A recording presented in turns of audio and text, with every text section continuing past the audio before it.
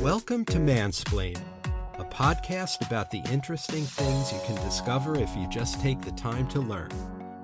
My name is Joe, I'm your host for this week, and as always I'm joined by my college friend Mark.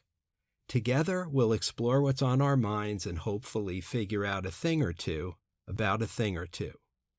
Hey Mark. Hey Joe.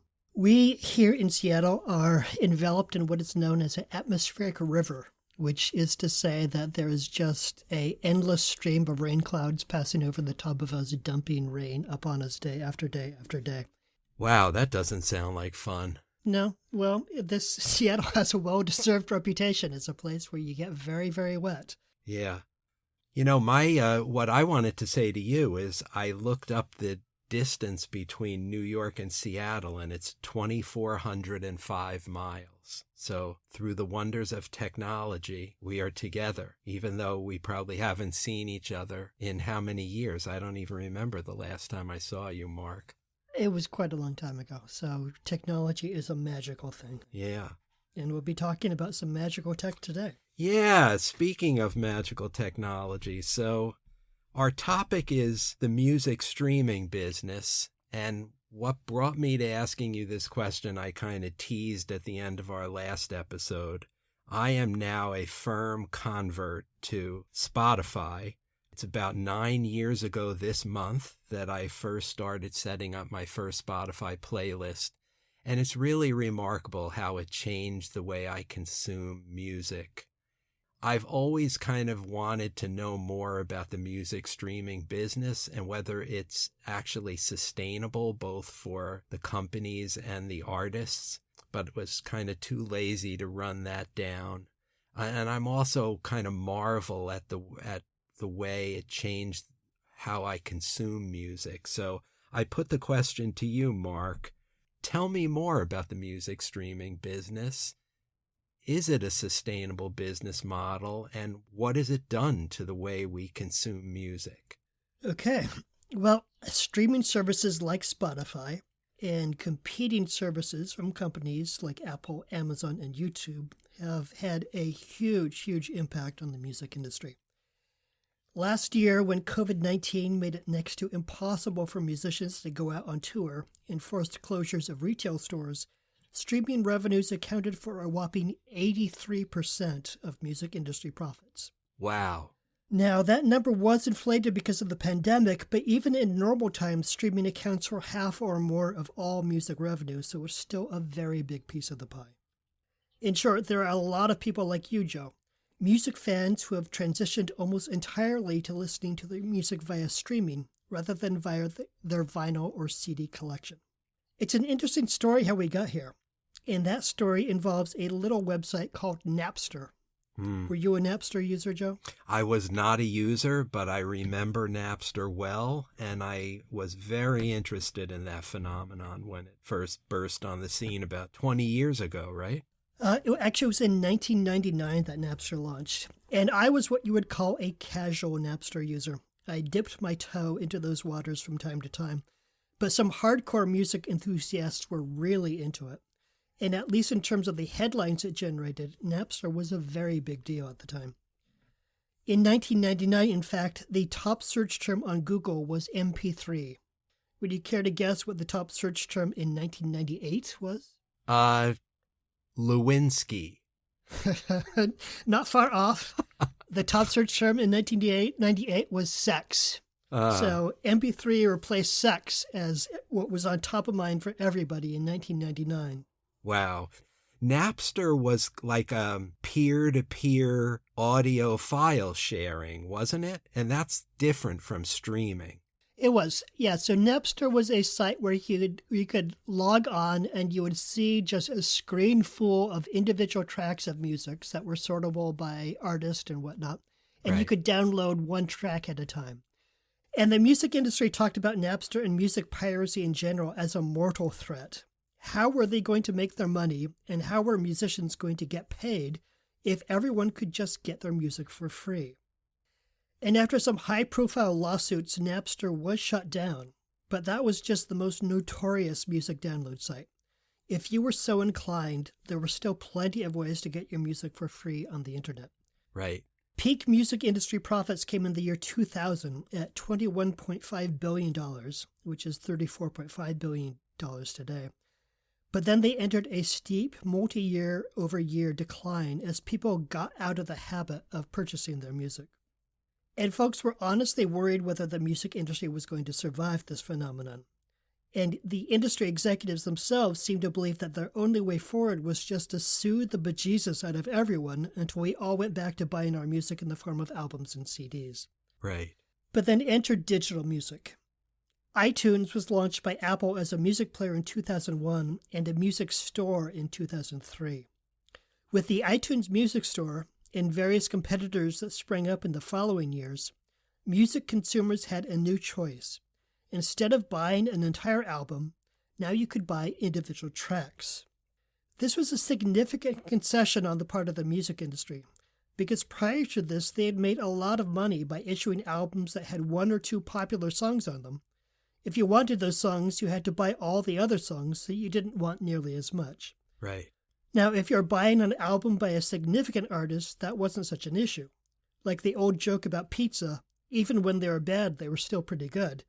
Right. But for lesser talents, this was a convenient way for the industry to charge you $10 or more for that one song that you liked. Digital music changed that. Now you could focus on just the music you wanted, and when iTunes launched, music was priced to move at 99 cents per track. To an extent, this was just legitimizing what people were already doing. Instead of illegally downloading your music, now you had an easy way to pay for those same tracks. Right. It's arguable that without the late Steve Jobs, who had a legendary ability to convince anyone that they should go along with his idea, no matter how crazy it might seem, the music industry would have refused to allow single-track downloads, and iTunes would never have existed in the form that we know it. It did exist, however, and it was an immediate success. 1 million songs were sold within the very first week, and by 2008, Apple was the biggest music vendor in the U.S.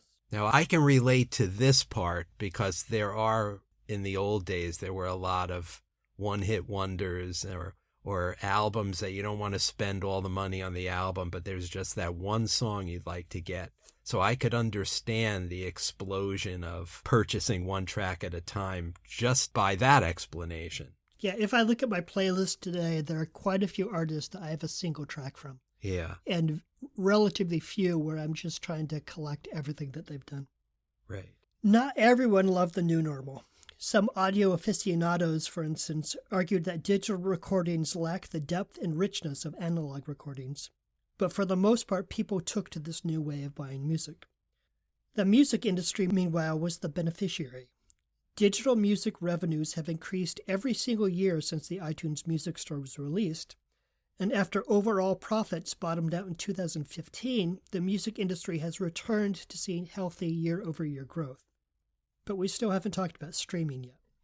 Spotify is now nearly synonymous with subscription streaming services, but it was not the first. Pandora launched way back in 2005, and that was my first taste of streaming. Were you a Pandora user, Joe? I was briefly a Pandora user. The novelty was how it would suggest songs that sound like the song you were playing or you were interested in. It claimed it had figured out the DNA of a song. They called it the music genome. So that if you told the service that you liked a certain artist or even an individual song, it would serve up other music that was in the same style. Yes. And this illustrates one way that digital services are pretty unequivocally better than what came before. Music discovery is so much easier now. Yeah. Pandora introduced me to artists I had never heard of before, and some of the tracks I discovered there are still in my playlist today. Right. But it was more kind of internet radio, than or the way it played out. It's kind of like internet radio instead of self-curation, which was ultimately what I was interested in, which is why Spotify became my drug of choice, so to speak. Yeah, well, the limitation on Pandora is exactly what you're talking about, which is that the music labels only were willing to license their tracks to Pandora if they set themselves up as basically a radio station. Yeah. So they did not allow Pandora at the time to give you the ability to select a song to play immediately. you could only select a music stream that might include that song at some point. So the music industry kind of hamstrung Pandora. And I'm not still an active Pandora user today, but you can see Pandora's influence in other services, such as Apple Music, which I do currently subscribe to. One of its playlists is called New Music Mix, and it's a playlist refreshed every week of new music that the Apple algorithms predict I will like based on other songs I've saved to my personal playlists. Mm. And do you listen to it? Well, yeah, I do listen to it, but it can be kind of hit and miss. I like the occasional track and dislike some of the other stuff. And that was the same as Pandora was back in the day. Right. But I have, along the way, discovered a lot of new songs and new artists that way. But Spotify is the 800-pound gorilla in the streaming space, so let's talk about that company for a bit. Yes. Spotify, founded in 2006, is a company based in Sweden that is currently the world's largest music streaming service. It's available in 180 countries with over 380 million active users, 172 million of whom are subscribers who get an ad-free experience. Spotify features a library of more than 70 million songs. A new song is uploaded to Spotify every second. If you just went by those numbers, you'd say that Spotify is a big hit.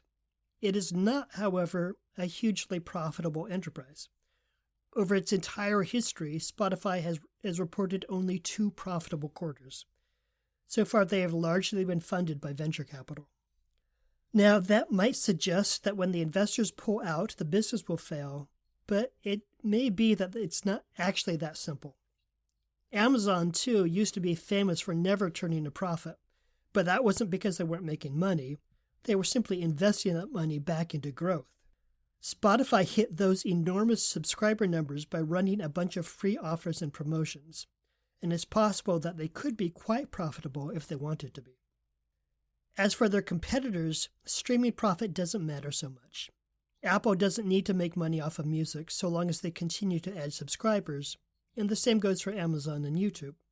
These companies are already enormously profitable. For them, music might be a way to make some money, but it's more important as a way to build a base of happy subscribers who will reliably provide money in various ways to the company.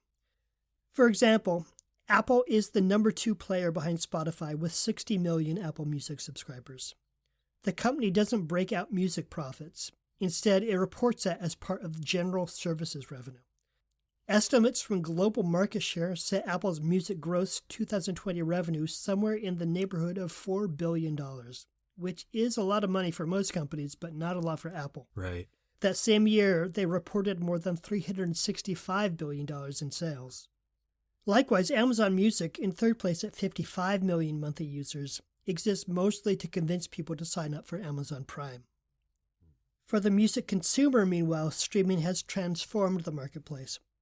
It used to be that there was a relatively small number of people who were big music fans and spent lots of money on their passion, while lots of people listened to music on the radio but otherwise spent very little. Now the pool is much wider. More people are paying for music than ever, but it's shallow. The average subscriber is paying only $10 to $15 per month. There are some downsides to this arrangement. You don't own your music under streaming, you're just renting it. And if you cancel your subscription or if your streaming provider goes under, all of your music will disappear. But even so, consumers have embraced streaming, and it seems clear that this is the way forward for the music industry. Yeah, perish the thought that the provider will go under. But the first issue about renting the music, I don't see how that's a problem if the music is available 24/7, 365. Yeah, you just have to cross your fingers that Spotify doesn't suddenly decide to break itself up and sell off all the parts. Right. But I think you're probably in a very solid position. Yeah.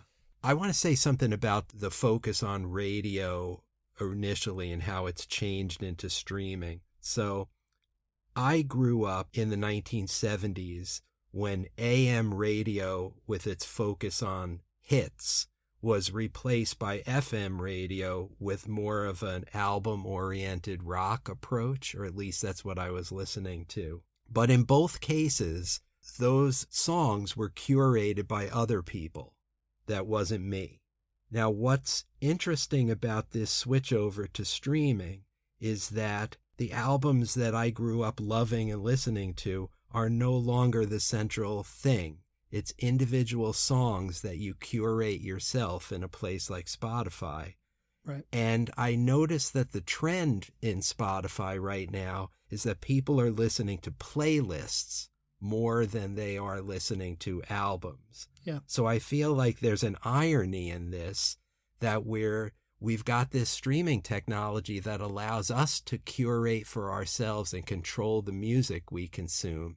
And yet people are migrating over to playlists, which is giving the curation authority over to others again. It's almost like Spotify is becoming an AM radio station. Yeah. You know what I'm saying? Yeah. I find that interesting. I find it understandable because, like, if I'm on Spotify and I see a playlist that says, like, work chill groove, I'm going to listen to that if I'm at work and I want to chill groove. There's the possibility that whoever put together that playlist knows of stuff that I will like that I haven't heard of before. Back in the day when you and I both listened to the radio and maybe there was a DJ who you liked, you trusted that guy to play the music that you either liked or that you should listen to, and that he would be an expert in that. And I think what Spotify makes possible is that people you've never met and never heard of, but who know an awful lot about the music that you like, can build out playlists, and then you can use that to discover material that otherwise you wouldn't have heard. Right. I think that's true. So when I was a kid, I figured out what songs I liked because I would listen to the radio and they would play the songs and I would say, I like that song. And so it's kind of the same now, like you say, that function has migrated to streaming, where either the service itself, be it Spotify or Apple Music, or users within the service are putting stuff up there saying you should listen to this. And it's one of the ways that we can discover new material. So yes, I think it's a direct transfer from radio to streaming. Yeah, and the only thing I would add to that is that we've gone from these old-fashioned DJ types with their finger on the pulse of the current music, like Alan Freed or Murray the K, you know. We've gone from that to data scientists who are basically curating music the way that a food scientist would curate nacho cheese Doritos, you know, to get maximum addiction, maximum effect, to grab your attention, or to give you that wallpaper, zone out background music you were talking about, the chill playlist, that just you don't have to pay any attention to. But the goal in both cases is so that you won't click away from the service, you know? Oh, yeah. Yeah, Spotify's goal in every interaction is to keep you listening to Spotify. And I've heard there's a word that was coined, I think it's stream bait, you know, the parallel to clickbait. It's now stream bait is what they're offering on services like Spotify. Yeah. Anyway, that's fascinating to me. That's the part of how it's changing the audience, you know, not just the business. So it's on the other side of the equation. Musicians themselves, where the question of sustainability is real. There's been a lot written lately about whether musicians are getting a bad deal in the age of streaming. At the top of the charts, it is undeniable that some musicians are making lots and lots of money. I have a list here of the top 5 earners in 2020. How many of them, Joe, do you think you can name? These are the top 5 recording artists by total earnings. Oh, boy. Part of me thinks I'd be lucky to name one because I suspect there are going to be a lot of unknowns on this list, but I'll name what I think are the obvious choices. Taylor Swift. Taylor Swift was number 1. She made $23.8 million in 2020, which was actually a bad year for her. She made $99.6 million in 2018. So yes, Taylor Swift, number 1. It's got to be whoever the big rap artist is, Kanye West or Drake, maybe. Drake? No, but a rap artist was a number 2, but that rap artist was Post Malone, who I confess I had never heard of before I did this research, but I did look him up on Wikipedia, so now I know who he is. I should know the others, but for the sake of time, why don't you just tell me? I don't think you would have guessed. Number 3 in 2020 was Celine Dion. Oh, I never would have guessed that. I thought she was a has-been 10 years ago. She did not make a lot of money from streaming. She only made $290,000 there, but she made $17.5 million overall. The Eagles came in at number 4 at $16.3 million. Interesting. Billie Eilish was number 5 at $14.7 million. Oh, I should have known that one. Yeah, okay. You'll be interested to know the Beatles were number 8 on the list of top earners for 2020. The Beatles. They have not recorded since what, 72? 71? 1970. Yeah. Still bringing in the big bucks. So at the top of the food chain, things are going great. We don't need to worry about Taylor Swift's bank account. She'll be fine. If you're a pop, rap, or R&B performer with millions of followers on Instagram, you have reasons for optimism. It's farther down in the long tail populated by lesser-known artists and less popular music genres where questions are being raised. It's a difficult question to answer, though. For one thing, how would you define professional musician? Are we talking strictly about pop stars and major rock bands? Or do we include the session musicians who perform on their records? Right. Do you include all the genres of music, including classical, Afro-Latino, and jazz? Or should we restrict the conversation just to the most popular genres? Right. Depending on how you slice it, your answer to the question will come out quite differently. And also, if I could just add the question of income, too, not just what's a musician, but what's music income? What about the many working bands who are just doing live performances 300 nights a year? What about the many, many musicians who are also teaching music, either privately tutoring or working as adjunct faculty in universities? Those are working musicians, you know?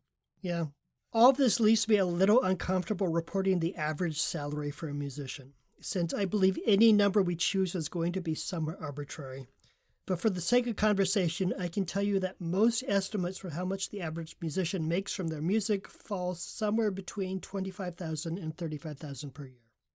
Musicians in this income range commonly supplement their incomes with day jobs, freelance work, etc.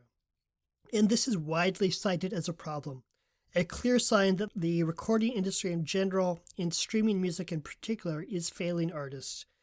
But that's not new. It has always been the case. The life story of nearly every famous musician begins with a period when they were struggling to pay the bills. Right.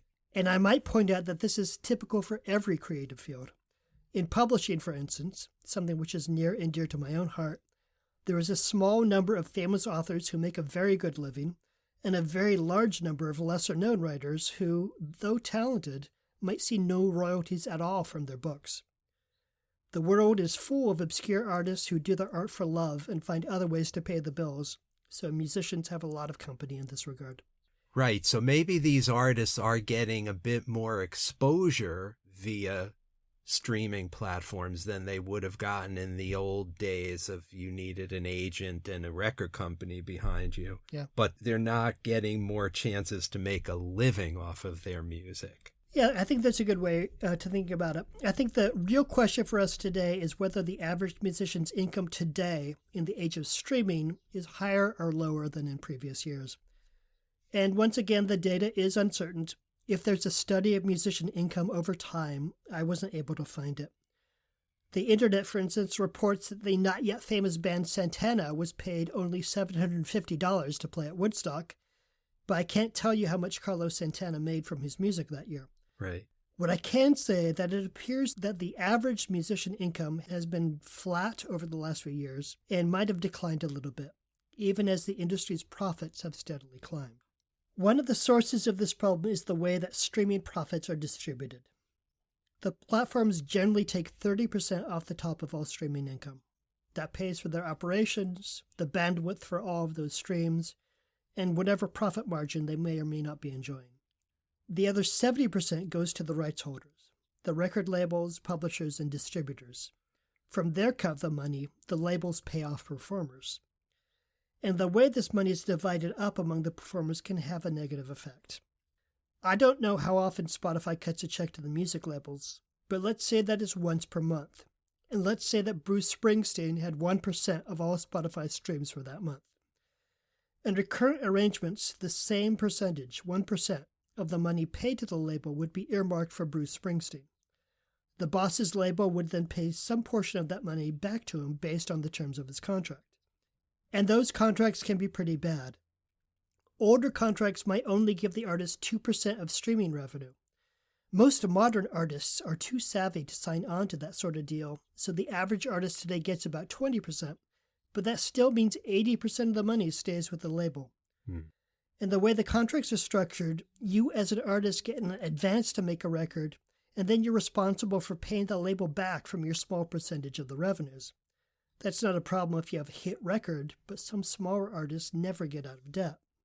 Now, that's a relic of an old and time-honored system. Yes. And it might have been somewhat defensible back in the 60s and 70s when the label was responsible for printing, storing, transporting, and promoting the albums.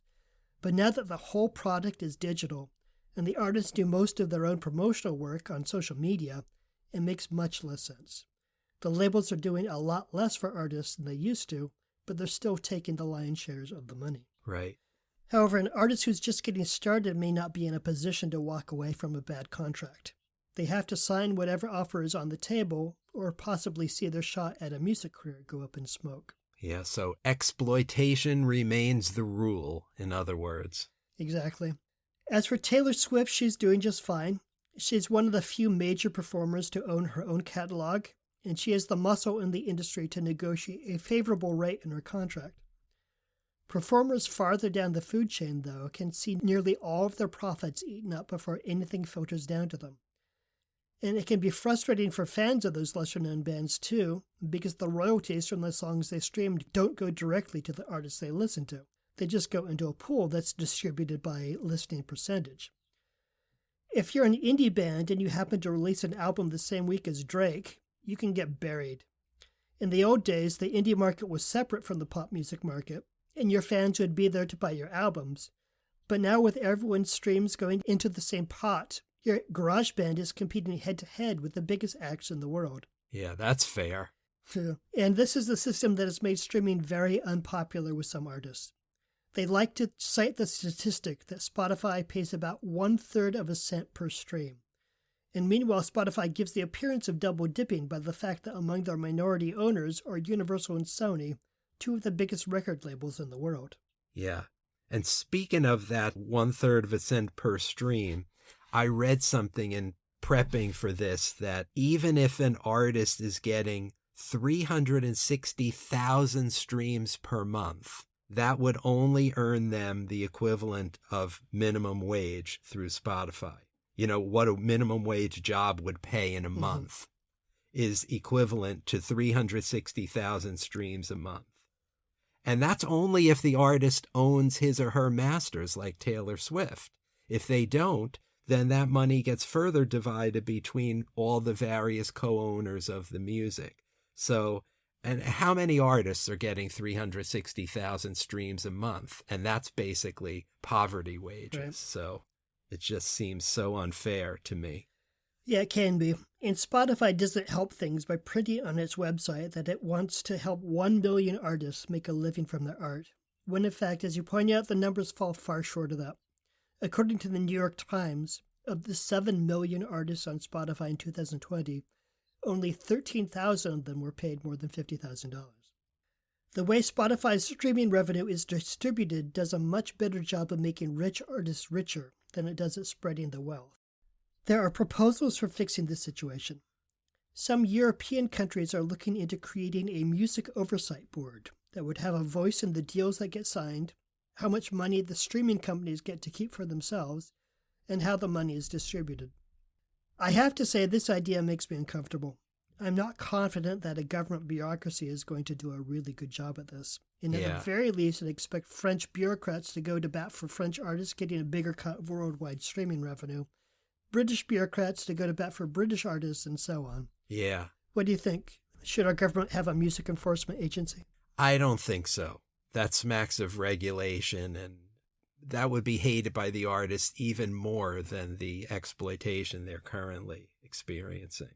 Yeah, not to mention the fact that the people sitting on this board would probably be in their 50s and 60s and would not have a whole lot of insight into the operations of popular music or how to make the system work better. Right.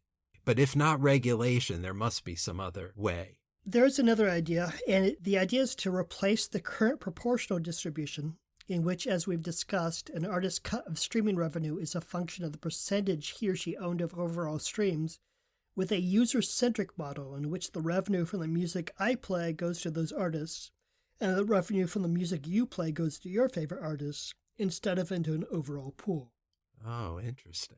I'm more comfortable with this idea, partly because until I did this research, that's how I thought the system worked in the first place. But 3 objections have been raised. First, the top streaming artists are often black, and many of them overcame poverty in the rise to the top. And taking money away from them because we've decided that other artists are more deserving kind of sounds like racism. Or at least you have a lot of work to do to demonstrate that your redistribution does not have racist intentions or racist outcomes. Second, Spotify's director of economics initially responded to the user-centric model with a claim that implementing it would raise their administrative costs so much that artists would end up seeing less money than before. I really can't comment on the accuracy of this claim. It might just be him spouting some BS, or it might be totally genuine. The third point, though, is more damning. According to a study based on actual streams, the user-centric plan would have a negligible effect. In a nutshell, the user-centric model has the effect of taking money from the top 10 artists. Their revenue would drop by 17%, and giving it to everyone else. The percentage gains, though, are quite small. A 1.3% rise in revenue for artists between number 11 and number 100, a 2.2% rise for artists between number 101 and number 1000, a rise of merely 0.5% for artists between 1,000 and 10,000, and a 5.2% rise in revenue for artists outside the top 10,000. That 5.2% bump for more obscure artists might sound like a good thing, but when you do the math, it turns out it amounts to only $4 or $5 per year.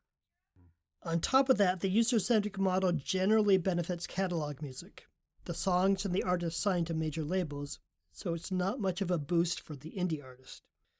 So Spotify's goal of giving 1 million artists a way to make a living off their art, the user-centric model doesn't look like it can get us there either. Yeah, I guess Spotify is giving those 1 million artists an opportunity to make a living off their music, but really not giving them a way to do it, you know? Yeah, just like Amazon is giving me an opportunity to publish a bestseller, but that doesn't mean I can just go up there and publish a bestseller. That's right. I can be the next Billie Eilish, but good luck with that. Yeah. Now, some musicians blame Spotify or Apple Music. They say that Spotify undercuts the value of music with all their free promotions. It really bothers them that some people are listening to music for free, and that streaming makes it difficult for hardcore fans to spend money on music because everyone is capped at a monthly subscription cost. And Spotify, Apple, and Amazon do make convenient targets. We're in the habit nowadays of assuming that tech companies are up to no good. I would argue, however, that the streaming companies are the wrong target. My impression is that the bad guys in the music industry are the same as they've always been. The industry executives who force artists into contracts designed to funnel all of the wealth to the label and give as little as possible back to the musician. Yes.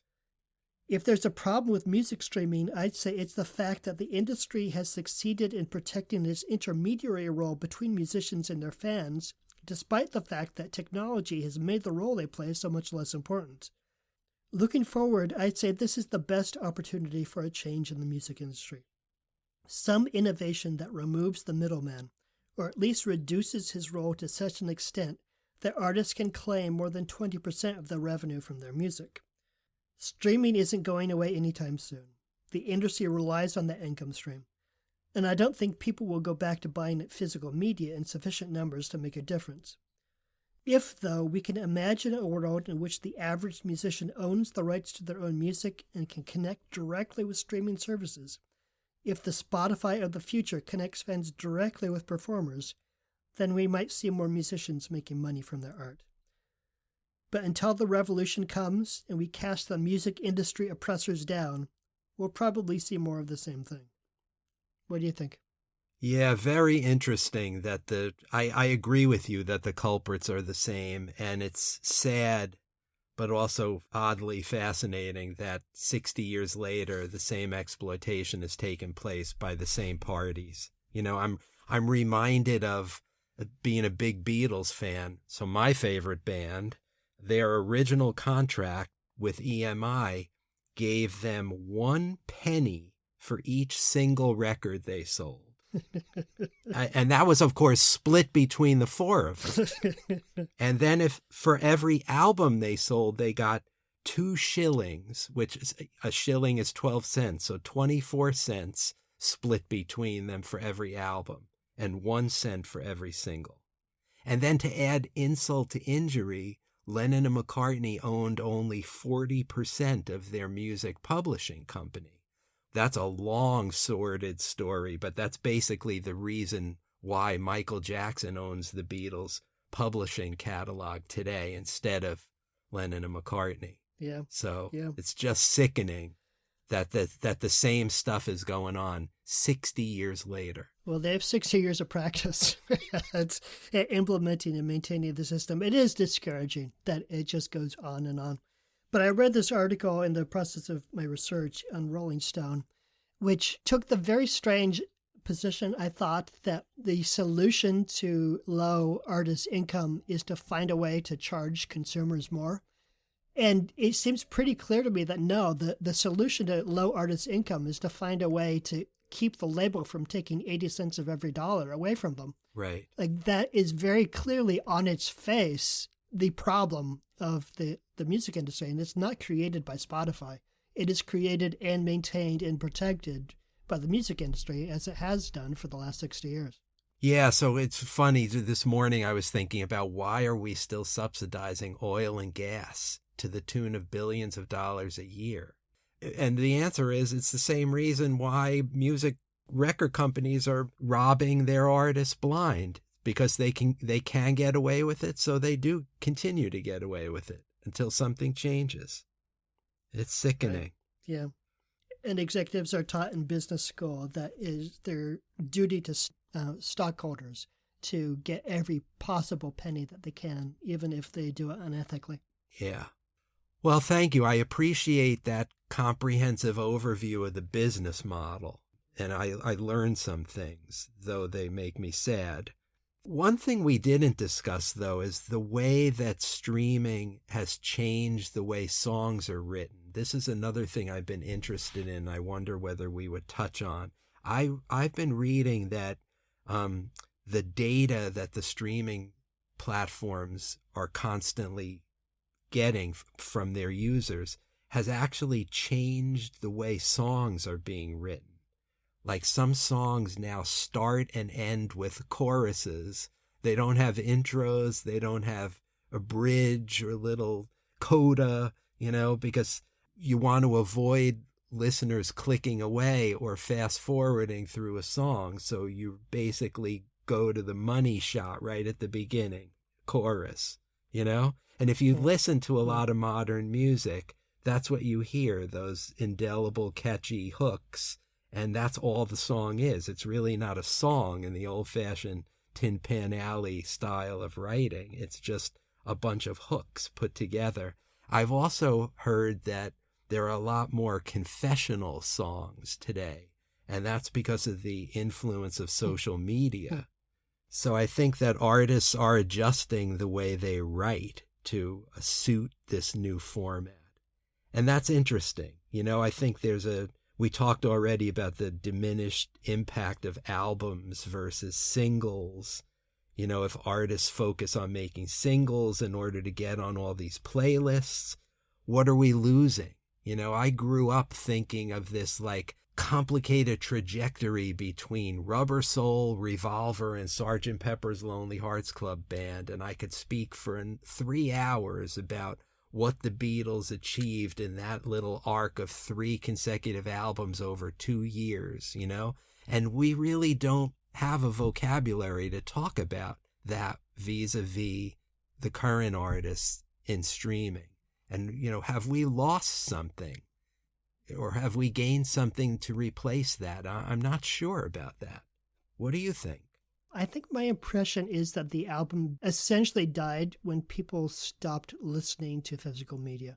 I feel like the album is an experience that's predicated on the notion of having a record, and you set the needle down on the first track and you walk away, and the record player plays through from beginning to end. Yes. And when people started getting their music in digital form, you could still create that album experience. You can create a playlist of an album and have it play in order and have exactly the same experience, but it's not the default. It's something that you have to create for yourself. Right. And I think for casual music fans like me, I did not have that same album experience as you did. So I personally don't miss it, right. But I can understand that it's something that's not as accessible today.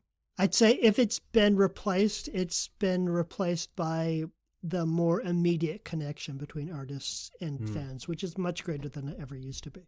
That you can have a parasocial relationship with an artist that vastly exceeds what you could have enjoyed in the 60s or 70s, which is not a replacement for the album per se, but it is something that is deeper and better and probably more enjoyable than reading Tiger Beat magazine, which is what my sisters were doing when I was a kid. So different things come along and become enabled by different tools, and in the process, things that were based on the physicality of certain media pass out of use because people don't have record players anymore. And things are lost and things are gained. I guess that's my philosophy. Yeah, I guess I rue the loss of the album as kind of a marker of artistic progress. And in fairness to the Spotifys of the world, they did not order us to not listen to an album from start to finish. We can still do that on Spotify. We just choose not to. Well, thanks. That was interesting. You got a question for me? My question for next time is kind of speculative. And it is this. Is a virus alive? I understand that this is a lively topic of debate in philosophical circles. I know some people argue that a virus is alive because it's able to respond to its environment and reproduce itself, but I'm not convinced. It seems to me that if that's all it takes for a virus to be alive, then we'd have to say that fire is alive too. So my challenge to you, Joe, come back with your definition of life in an argument that a virus is or is not alive. Wow. Okay. I have absolutely no expertise in that area, so this should be interesting. But yeah, it's a fascinating topic, and I've heard of this debate, so I'll look forward to reading up on it and get back to you. I look forward to seeing where you go with it. Yeah, I wonder if there's a pro-choice view of viruses. If you like this episode of Mansplaining, folks, or if you want to leave a comment about this or any other episode of the podcast, please go to our Facebook page, Mansplaining the Podcast. You know, it occurs to me you may be listening to this episode on Spotify. So, we welcome your feedback, positive or negative, including topic ideas for future episodes. And the Facebook page is also where we post our sources for each episode, which can be interesting to peruse. We encourage you to like us on Facebook, and we encourage topic suggestions, and we'll be happy to read them and hopefully program your topic as a future episode of Mansplaining someday. But for now, that's all for this edition of Mansplaining. That was Mark. I'm Joe, and we'll talk to you next time. See you next time. That's it for this edition of Mansplaining. Mansplaining is brought to you by Joe and Mark and nobody else. Thank you for hanging out with us for a little bit, and we'll see you next time.